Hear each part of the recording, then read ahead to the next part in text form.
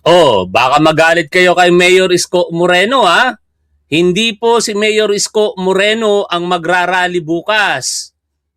Yan po ay magaganap sa City of Manila na kanyang pinamumunuan. Kaya proactive po itong si Mayor Isko Moreno. Magaling talaga yung pamumuno niya. In fairness naman po sa kanya bilang alkalde, diyan po sa City of Manila. E ano ba ang magaganap bukas? Alam niyo mga tol, itong mga supporter ni Sara Duterte, ayaw talagang tumigil nito sa panggugulo o pang-obstruct sa ginagawa po ng ating gobyerno. Kaya bukas, meron po silang mangyayaring pagtitipon o rally sa liwasang Bonifacio. Yan po ay una kong nabatid dahil shinare po yan ni Atty. Jesus Palsis.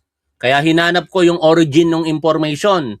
Pero bago natin puntahan yon, dito muna tayo sa post ni Atty. Jesus Palsis kanina, 2 hours ago. Just in, Mayor Isko Moreno announces that there will be a rally tomorrow in Liwasang Bonifacio from 3 p.m. to 11 p.m. Ba, hanggang gabi ano?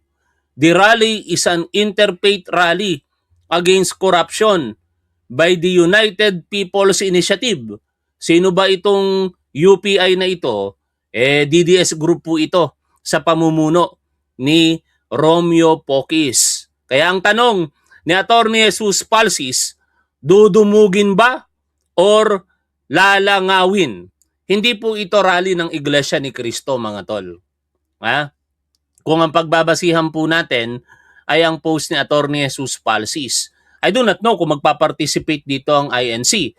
Kasi merong nagko-comment sa atin sa mga post po natin at may nanonood din kanina na nagsabi na magsasagawa din daw po ng rally ang Iglesia ni Cristo. Pero wala naman po akong balidong information tungkol po dyan. Kaya dito lang muna tayo mag-focus. Ito po ngayon ang nilalaman ng Facebook nitong si Mayor Isko Moreno. 2 hours ago, sabi po ni Mayor Isko Moreno Dumagoso sa kanyang Facebook page, pinangunahan po natin ang Manila Police District Command Conference ngayong araw. Malinaw po ang bilin ko sa ating mga kapulisan. Siguraduhin nating ligtas, maayos at mapayapa ang anumang kilos protesta na gaganapin sa Maynila. Aba, magaling to. Kasi ang Maynila, alam kaagad na may mangyayaring rally bukas. Yung Quezon City, nabulaga ang lahat. Nagrally ang Iglesia ni Cristo nang hindi nalaman ng Quezon City. At syempre, higit sa lahat ng ating kapulisan, nalaman na lamang nila nung nagbi-build up na po yung mga tao sa EDSA. Kaya saludo tayo dito kay Mayor Isko Moreno. To be honest with you, mga tol, ang politics ni Mayor Isko Moreno pagdating sa halalan o campaign season or election, hindi po ako kailanman naging panig dito. No? Kasi noong kumandidato po ito sa pagka-presidente, siya po ay nakalaban ng ating Pangulo. Kaya basically, hindi po natin pinanigan. Nung nakaraang 2025 election, ang naging kakampi niya si Sara Duterte, kaya mas pinalalangin ko na ang manalo sana si Mayor Lacuna during that time. Mahal ng mga taga Manila si Isko Moreno, kaya tinambakan niya yung mayor na nakalaban niya. At hindi naman binigo ni Mayor Isko Moreno ang mga taga Manila at lalo na rin tayo bilang sumusuporta sa ating Pangulo, natutuwa ako sapagkat napaka matulungin, napaka-cooperative nitong City of Manila sa effort ng ating national government. Kaya so far, saludo ako kay Mayor Isko Moreno kahit hindi po natin siya binoto noong 2022 presidential election. Ayon pa po sa kanya, ang Maynila ay bukas para sa lahat. Iginagalang natin ang karapatan ng bawat isa na malayang magpahayag ng kanilang saloobin, lalo na kung ito ay idaraos sa mga itinakdang freedom parks Hindi po natin hahadlangan ang karapatang iyan. Pero, lagi niya pong paalala, ang bawat karapatan ay may kaakibat na responsibilidad. Sana matandaan po ito ng bawat Pilipino no? Huwag nating abusuhin ang ating karapatan, lalo-lalo na sa mga malayang pagtitipon at pagpapahayag. Huwag nating saklawan ang karapatan ng iba para hindi tayo lumabag sa batas. Ituloy ko po yung binabasa ko po dito. Magpahayag tayo ng saloobin ng mapayapa. Huwag tayong maghasik ng kaguluhan at huwag nating sirain ang ating lungsod. Respeto sa kapwa at respeto sa Maynila. Ayan po ang sinasabi ni Mayor Isko. Dagdag pa niya, sa lahat ng mga grupong magsasagawa ng rally, welcome po kayo sa Manila. Makipag-ugnayan lamang ng maayos sa ating pamahalaang lungsod upang maibigay namin ang kinakailangang suporta at masiguro ang kaligtasan ng lahat.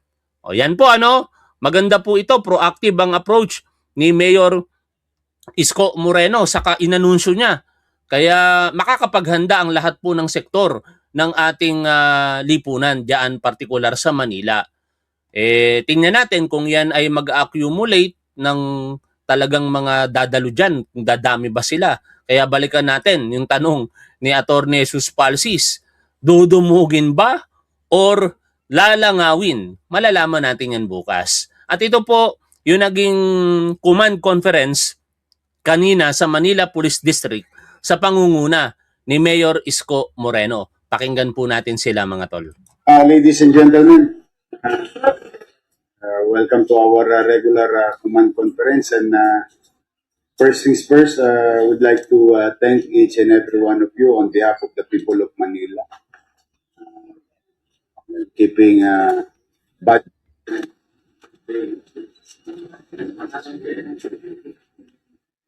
continue to do so because that is the commitment of the city government na sa Manila,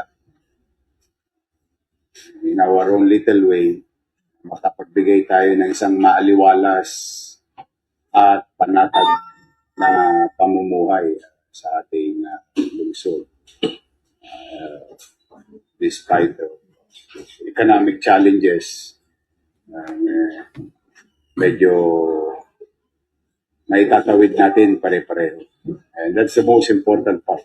Our organization, it's like the City of Manila, it's not a perfect organization, but every single day when we wake up, kailangan ang North Star natin is public service.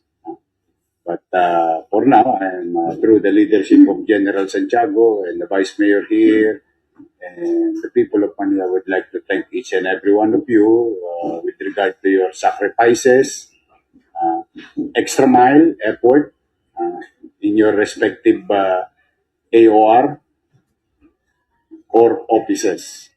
Now, with that, tomorrow we were informed through public information that we gathered some information given to us that there will be a public demonstration in Manila again. Now, the policy, the continuing policy of the city, in areas that requires permit, they must seek permit. Sa Manila, welcome sila. Hindi ko naman pare pagdamot to sa malayang pamamahayag ng saloobin ng pamamahayag. Kaya lang yung karapatang pamamahayag niya, may kaakibat na responsibilidad. Dumako sila rito ng malinis, umalis silang malinis. Dumako sila rito mapayapa, makaalis din silang mapayapa. So if areas that they wanted to occupy and express themselves needs permit, they must seek permit. In the absence of such, hindi naman natin kinukonsintiyo. But in the areas that are allowed by law, by operation of law, nandiyan dyan naman, may batas naman dyan, na isinasaad na may mga areas or what you call the Freedom Park, ay malaya sila. They need not to seek permission from the city to. But the same policy will be applied. Okay, gusto natin mapayapa, maayos, malinis, and kasi pag may nanggugulo, kung karapatan nilang maglabas ng saloobin, okay naman. Pero karapatan din ng mga taga Maynila na mapayapa at maayos na pamayan. Naninira ng gamit ng pamahalaan. No, hindi naman po pwede yun. May gobyerno sa atin. And we've experienced both. Both. No? May magulo, may mabuti. Pareho na natin na-experience. But we treat the same. So the direction and the policy is still the same. Ang tolerance level natin, dali natin hanggang Mars. Lawakan natin. Hanggat maaari. Ganun naman tayo. Alam nyo mga tol, hindi po ako pinanganak kahapon para maniwala lang basta-basta. May kanya-kanyang biases tayo. Ano? Kung ayaw ninyo kay Mayor Isko Moreno, nauunawaan ko ng lubos yan. Huwag kayong magtiwala. Pero, alangan namang sabihin ko ang hindi maganda kay Mayor Isko Moreno so far. Wala naman siyang ginagawang hindi maganda. Even yung reaction po ninyo, which is valid naman, na hindi kayo nag-agree sa pagpapakain niya doon po sa mga rallyista sa City of Manila, yan po ay iginagalang kong opinion ninyo, pero sa akin walang problema doon. No? Kasi hindi naman ibig sabihin ng pagpapakain ay pagtulong sa mga rallyista. Yun po ay pagiging makatao bilang leader. Kaya again, nirerespeto ko ang inis ninyo sa parte ng ginawa na yun ni Mayor Isko Moreno, pero mas pipiliin ko yung maging makatao. After all, pagkabusog ang sikmura ng isang tao, maliwanag ang pag-iisip. Isipin po natin yan mga tol.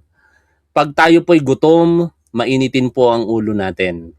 Kapag kabusog po tayo, nakakapag-isip po tayo ng tama. At para sa mga rallyista, kapag busog, mas nakakapag-isip ng tama ang mga yan at alam naman natin yung naging conclusion, naging mapayapa kinalaunan yung naging rally.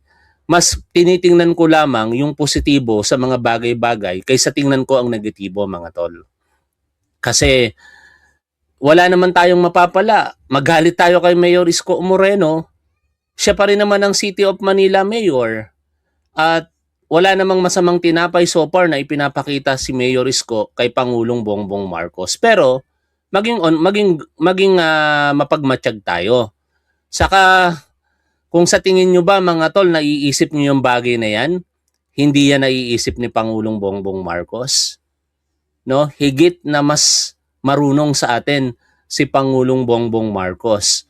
Kaya tingin ko, kung ano man yung pakikitungo ni PBBM sa sino man, hindi lamang kay Mayor Isko Moreno, higit niyang alam ang kanyang ginagawa. But again, kayo ay ginagalang ko sa inyong mga saloobin tungkol kay Mayor Isko Moreno, pero sa parting ito, doon lang muna ako sa tama at dapat. Kaya nga, nagbebenta ako ng t-shirt ngayon, baka gusto nyong bumili, kausapin nyo lamang po si Top Wife. Nakalagay po sa likod ng t-shirt kung ano ang tama at dapat, doon tayo. Tuloy po tayo sa pakikinig po dito. We respect their rights. At the same time, they must respect also our obligation.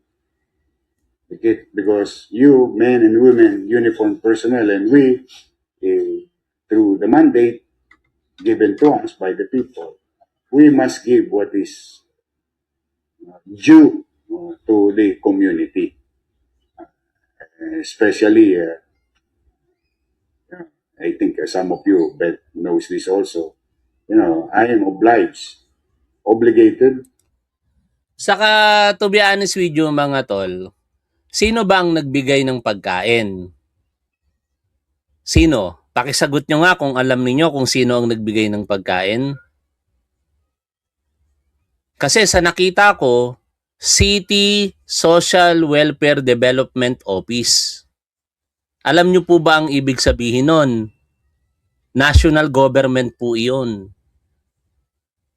Nakukuha po ninyo mga tol. I-correct niyo ako kung mali ako ha. Kasi ang nakita ko, CSWD ang nagbigay. Ibig sabihin, national government, DSWD po yun. Kung DSWD, under ni Pangulong Bongbong Marcos po yun. No? Dumaan lamang sa city local government unit. Anyway, kung mali, i-correct nyo ako, pero sa aking pagkakaalam, DSWD po yun. Ibig sabihin, pera po ng national government, hindi po pera ng local government unit. Sabi ni Emily Dizon, si Yorme, ang pagkakakita ko kasi, DSWD po ang nagbigay. Anyway, wag na natin pagtalunan yan. Ang sa akin lamang, maging makatao tayo mga tol. Tao pa rin yun, kapwa po natin Pilipino yung pinakain. Walang masama doon ako nakikita. Masyado lang tayong nagiging focus dahil sa tingin po natin yung mga tao kalaban ni Pangulong Bongbong Marcos at hindi dapat tulungan. Again, walang masama sa sinasabi ninyo, pero ako, maninindigan ako para sa tama at dapat. At naniniwala ako na ganun din naman, magugustuhan din yon ni Pangulong Bongbong Marcos sa palagay ko. No? Hindi ko hawak ang kaisipan ni PBBM, pero sa palagay ko, magugustuhan ni Pangulong Bongbong Marcos yon at hindi DSWD yun eh. Kasi bakit? Babalik ako dun sa sinabi ko. Kapag kabusog ang tao, maayos mag-isip, hindi nag-iisip ng mali. Maraming mga magnanakaw, maraming mga nangu-hold up, ang dahilan, nagugutom, hirap. Ilan yan sa mga factors. Kapag ka meron silang kinakain, hindi nila naiisip gumawa ng hindi maganda. At perhaps, applicable yon sa nangyaring rally last time. Okay? Tuloy po tayo dito po sa pakikinig kay Mayor Isko Moreno. And it is my responsibility to implement Section 16 of the Local Government Code, or what you call, most commonly known as the General Welfare Clause. Ito ngayon yung sinasabi ko, no? Sa programa natin, hindi ako nang piplis ng mga manonood, mga tol. I have to say kung ano yung dapat kong sabihin. I don't care kung matagal na tayong magkakakilala dito kasi para sa akin, I live doon sa principle po natin dito sa ating channel. Kung ano ang tama at dapat, doon po ako. At sa paniniwala ko iyon, ngayon kung ang paniniwala ninyo tama at dapat na hindi pakainin ni Mayor Isko Moreno or ng national government yung mga rallyista, so be it. No? After all, nasa demokrasya po tayo. No? Tayo po ay may karapatan sa pagpapahayag ng ating mga saloobin hanggat ito po ay hindi ipinagbabawal sa batas, hindi po dapat yan pagbawalan. Katulad naman ng ginagawa nyo din dan sa chat area. Okay? Ano ba yung mga mangyayari bukas? I do not know. Pero sa mga paghahanda na ginagawa po ng City of Manila sa pangunguna nitong si Isko Moreno, tingin ko hindi yan makakalikha ng hindi maganda, no? Mako-contain niya ng maayos, mapapamahalaan yan ng maayos. Unlike nung nangyari last the other week, nung nagrally ito pong mga Iglesia ni Cristo at ng mga sumama pang ilang grupo ng mga individual. Talagang ang laking perwisyo ang nilikha po nila sa publiko, lalong-lalo na nung unang araw ng kanilang rally. Biruin mo, mula madaling araw, sinaraduhan po nila agad yung EDSA hanggang sa inabot po ito ng Bukang Liwayway, halos walang makadaan. Buti na lamang yung NCR director na isa ring Iglesia ni Cristo na si General Aberin ay napakiusapan yung kanyang mga kapatiran na alisin yung isang bus na nakaharang doon po sa particular busway na eh. No? Kaya nakaraan kinalaunan bagamat isang linya lamang yung mga sasakyan. At sana hindi po yun mangyari bukas. No? At tingin ko hindi mangyayari kasi pinaghahandaan po ng City of Manila, ng mga kapulisan po natin diyan sa Manila Police District. With that, o tayo bukas, o alalayan natin sila. Doon pa rin. Kung ano ang ginagawa natin sa iba, ganun pa rin ang gagawin natin. May mga area lang na pwede mapakiusapan sila na while it is Freedom Park, pag nag-i-spill sila, o baka pwede naman mapakisuyuan sila na umusog ng kaunti, lalo na kung ito ay daanan na ng mga sasakyan. Kasi karapatan din ng ibang tao na makapamuhay. Ito yung sinasabi ko sa inyo mga tol eh. Dahil marami nagko-comment ang nagre-react doon sa pagpapakain ng lugaw. Ito po, hinanap ko na yung mismong balita. No? Yan. Ito po yung balita. Kung saan nakita po natin na oh, I see. Oh, I stand corrected. Akala ko DSWD. I stand corrected. Ang nagpakain, tama si Hemily Sabiñano, ay ang members ng Manila Department of Social Welfare, not DSWD. No? I stand corrected. Pero babalik po ako dun sa sinabi ko. Wala akong nakikitang masama dito mga tol kung pinakain ni Mayor Isko Moreno ang mga taga Manila. After all, pera po nila yan. No? Wala po akong parte dyan dahil hindi po ako taga City of Manila. Ako ay taga City of Pasig. Kung ako'y nagbabayad ng buwis, somehow meron dito sa City of Pasig, pero hindi ako nagbabayad ng buwis sa City of Manila. Except yung mga shares ng City of Manila sa national tax na binabayad po natin. Pero hindi naman mapupunta yan sa ganitong programa. Kaya again, kinokorek ko sarili ko, tama si Hemily Sabiñano na ang nagpakain ng lugaw dito sa mga rallyista ay ang City of Manila. Pero uulit-ulitin ko sa inyo mga tol, walang masama dyan. That is part of humanity. No? Wag po nating gawin ang isang bagay, wag po nating ipagkait ang isang magandang gawain dahil lamang po sa politika. Sabi nga, 'di ba? Ayoko maging makadiyos sa harapan po ninyo, pero 'di ba sabi pag binato ka ng tinapay, pag binato ka ng bato, batuhin mo ng tinapay. Ang kaaway mo, yakapin mo. No? Yan naman ay akin lang. Wala naman akong minamasama sa mga komento ninyo. Kung sa tingin ninyo mali ang ginawa ni City ni Mayor Isko Moreno, then so be it. Wala po tayong magagawa doon eh. Kasi ginusto niya yan. At kung sakali man na may pananagutan siya dyan sa tao, hindi naman po sa buong Pilipinas. Siya po ay City Mayor ng Manila at mananagot siya sa mga taga Manila. Ganun lang po yon. Balik po tayo dito sa pinapakinggan po natin. Tumungo sa kanilang mga gawain o hanap buhay. Ang kalsada naman ay para sa lahat, hindi para sa ilan. We will extend also what we have extended in the past. Since July 1 of 2025, the policy with regard to the policy of the city.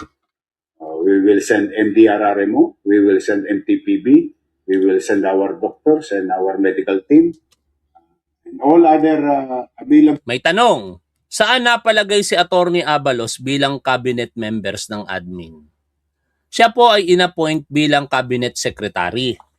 Pero dapat malinaw yan ng ating Malacanang, ng ating gobyerno. Kasi kung matatandaan po ninyo, sa pagsisimula po ng administrasyon ng ating Pangulong Bongbong Marcos, inabolish po ang Office of the Cabinet Secretary. No?